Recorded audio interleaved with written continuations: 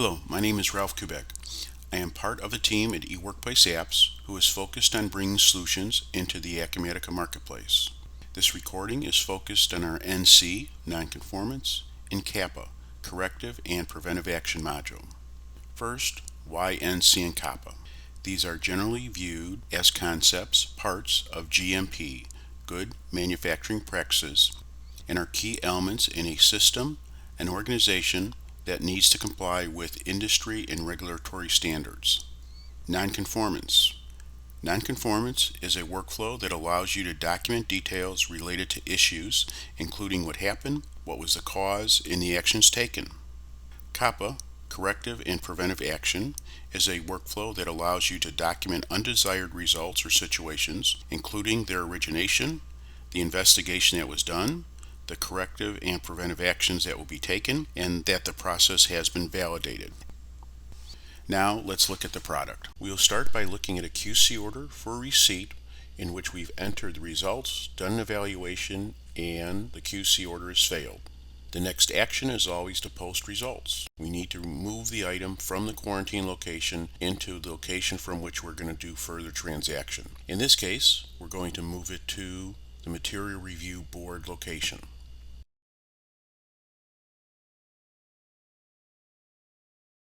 Now that it's in the Material Review Board location, we're going to generate a non-conformance for this particular QC order. We have created an NC ending in 132.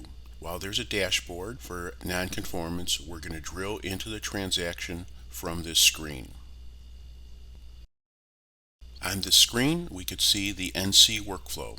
We need to enter in the details, enter in details regarding the root cause analysis, denote what actions we're going to take, and then it provides an event history. On the NC details, we see a complete log of where this transaction came from. You can see at the bottom we have the various samples and the failures, and I could type in additional information. We then click Process and Save. That allows us to have a digital record of when this transaction was done and by whom. I'm also going to denote the priority for this item, and I'm going to categorize this NC. I'm now going to move to the root cause analysis step. You're able to enter in generic root causes. I'm going to pick bad material, and I'm going to enter in some additional information. I'm going to save the information I just entered. I'm going to add another root cause analysis. In this case, I'm going to enter in a generic one where I could enter in free form text. I also want to add a corrective action, so I'm going to note that I want one added that is associated with this particular non-conformance. I'm now going to move to actions taken. Notice the add button is not lit. That's because on the root cause analysis I had not indicated that we are done and saved, so I did not have a digital record of who did that and when, as well as the work process is not going to allow us to move to the next step. I'm in actions taken, and I'm going to add some details regarding what we've done. In this case, I've talked with the doc.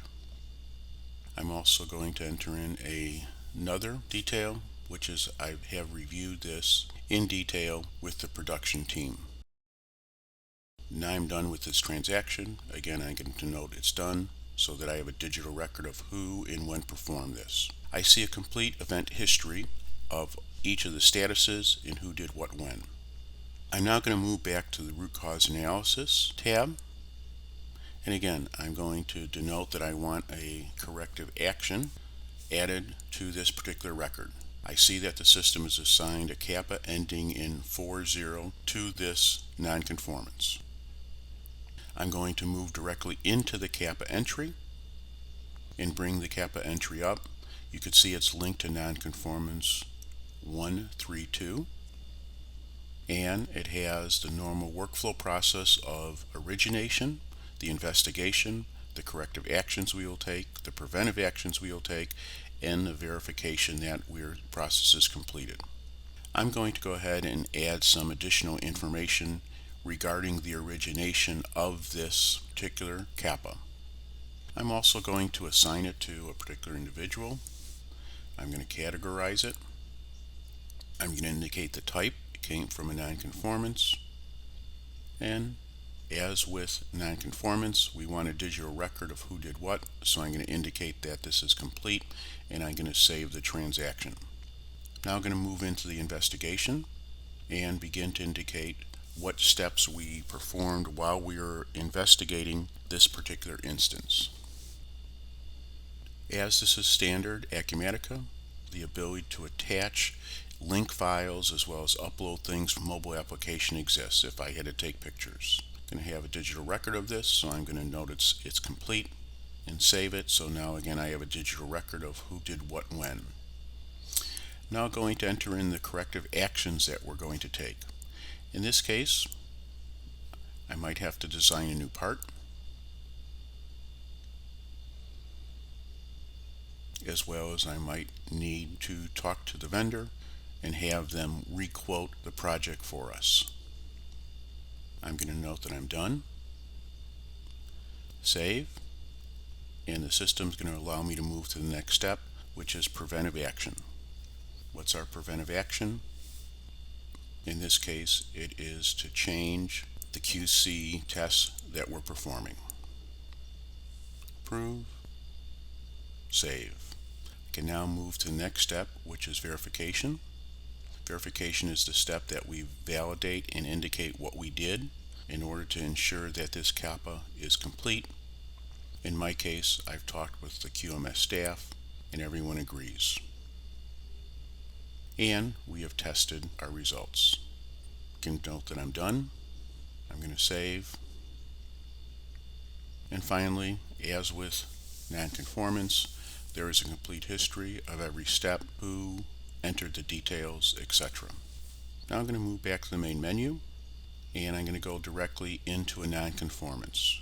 We showed how a non-conformance is generated from a failure of an inspection. I could go ahead and enter in an NC directly. I have the capability of indicating the priority of this particular NC. I could then associate with an item and a particular lot number. Notice I have the capability of also denoting the customer and the vendor. The rest of the process is the same as if this NC had been generated from a failed transaction. Let's go back to the dashboard. We have the same capability for CAPA. We're able to go ahead and create a corrective action directly into the system, where I could assign it to an individual. I could categorize it. I could then save and close. And again, the process is going to be the same as it was for the corrective action that resulted from the NC. I want to look at preferences for a second. When we did the receipt, you would notice that we ended up with an NC because of the lot or the QC order. You could see we could have it set up that we could create NCs for each individual test that was taken. Thank you for attending this session. As you know, there are other sessions on this solution that deal with setup, receiving for raw materials, etc. There's a variety of reports and dashboards that we will talk about in a later session. Again, thank you for joining. Have a great day and be safe.